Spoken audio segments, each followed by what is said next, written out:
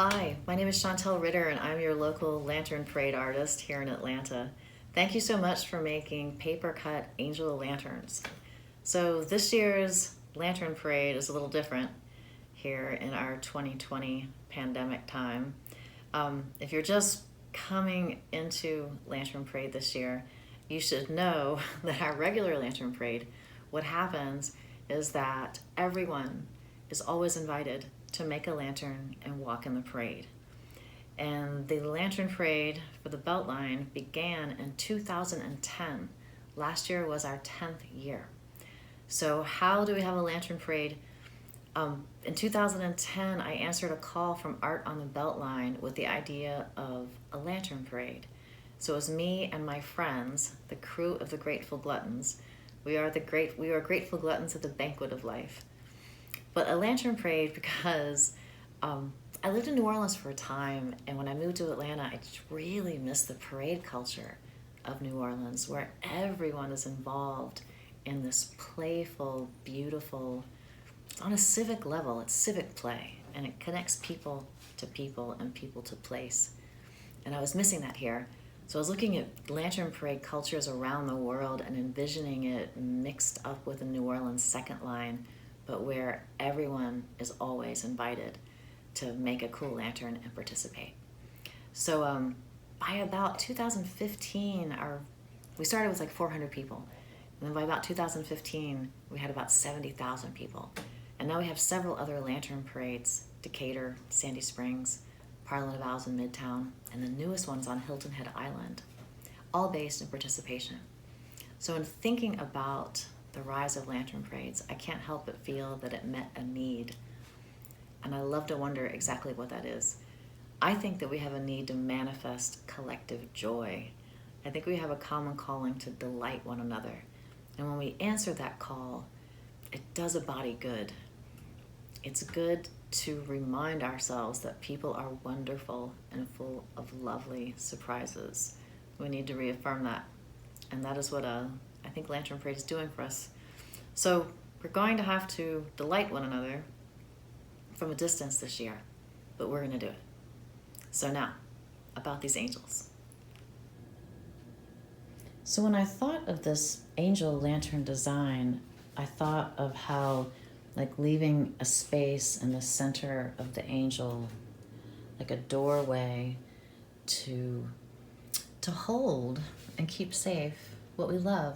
So I was missing my mom, and that's a picture of me and mom and me and my honey and my cat in our house and my crew. And then it was May, and I was missing my friends that I started the Decatur Lantern Parade with, so I made one about them. And then, somewhere in there was that really bad day in New York where we lost John Prine and some of the Zulu crew. So I made a little collage about that.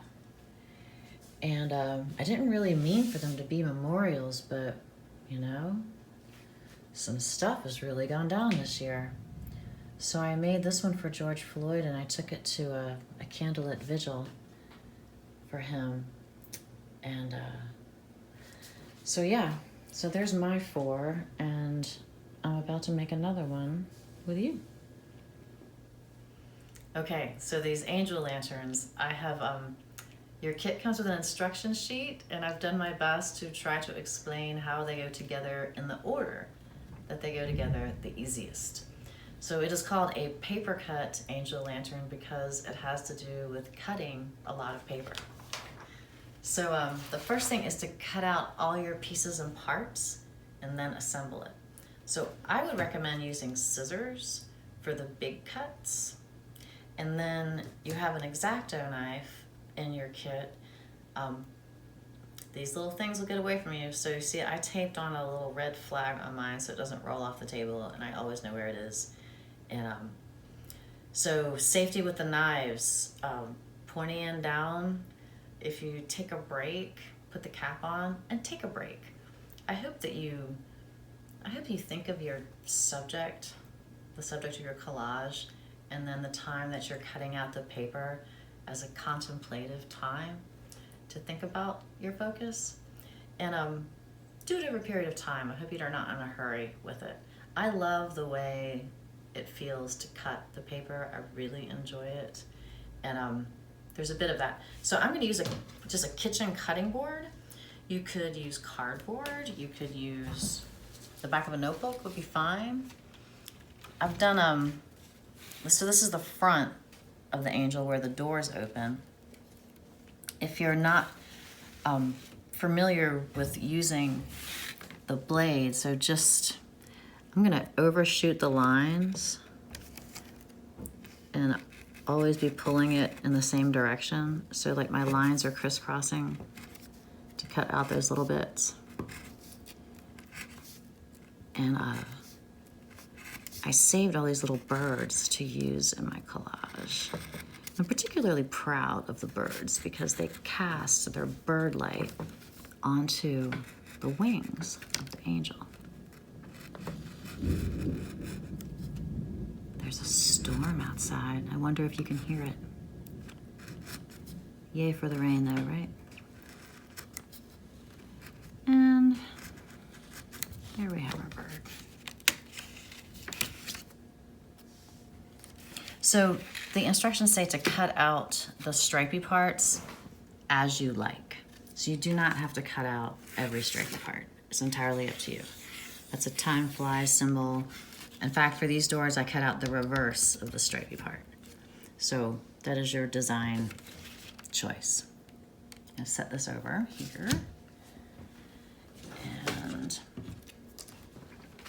so this is the collage section. I decided I needed one for John Lewis. Now there's a contemplative thing. It was interesting to think of him while I was cutting out all of the pieces and the parts. It's definitely easier to put your collage together flat. The flashlight is just packing taped on there. There's a little piece on the back that is for your stick.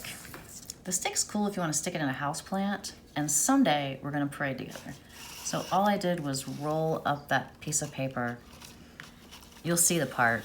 There's an illustration. I just rolled it around the stick, taped it, and then hot glued it to the back of it. Easier done while it's flat. So we're going to put the front together. So this part, it says that it matches up to the corner. So what we want to do is line it up so it fits in that square. Now I did say tape or glue. Either one's fine. I'm gonna use hot glue because we're gonna want it for the wings. You don't need a lot of it. I mean, the paper is, very light. So after you have this cone shape together, you can use it to see how this is gonna line up for the center of your collage. The birds that are drawn onto the print mark the bottom level. That's a good way to line it up, to just see how your collage is going. The next thing we're gonna do is put these two together. So that's the back and the front. So I'm just gonna see that the edges are about where they're gonna be, and then we're gonna do one thing at a time. So I'm gonna put the dotted glue there, and put my hand on the inside to attach that part, and give it just a little bit to stick. Like I said, a piece of tape would have been just fine.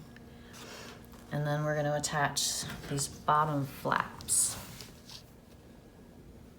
So I want them to go on the inside there. So I'm going to put a little bit of glue like that. And tuck it in there. Again, I'm reaching inside, being a human clamp. And then we're gonna do the same for the other side.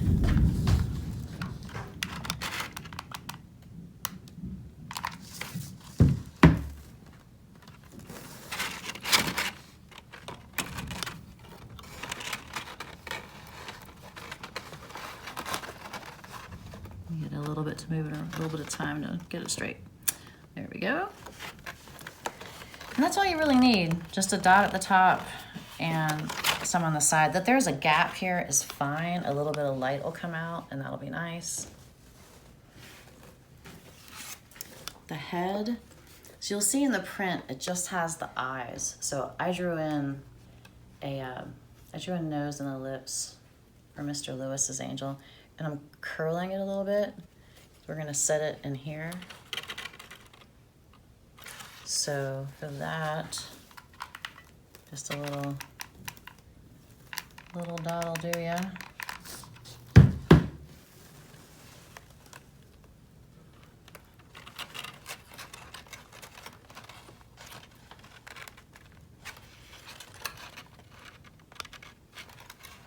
Okay, so for the wings, I have this cut and fold tab. I think the wings are nice with a little curve to them, like that.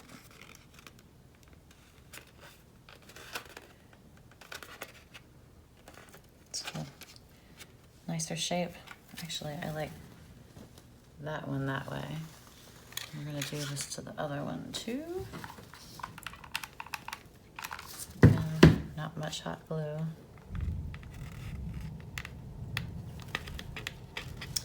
And then I have drawn in where the wings go. It is, you know, it's not like in stone, right? If you want your wings to be shaped a little differently, you can, you know, move them around where you want them. But I'm gonna put just a little bit of glue on them. And I'm particularly, like I said, thrilled about these birds casting on the inside of the wings. Can you see that? Underneath of the wings. So if you turn your light on when you're doing this, you can see it. There they are.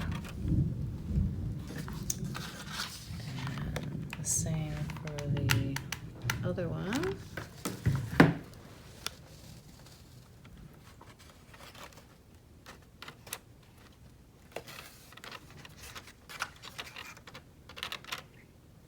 All right.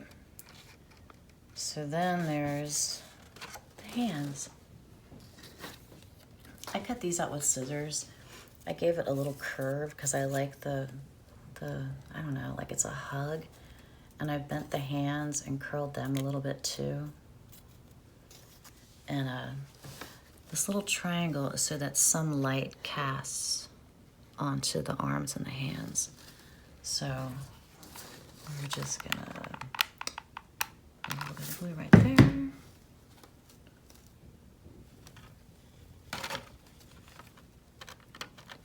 And same for the other one.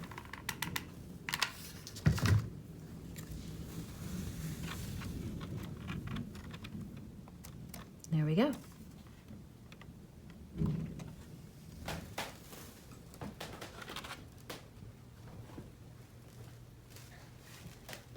I hope you have fun making your angel.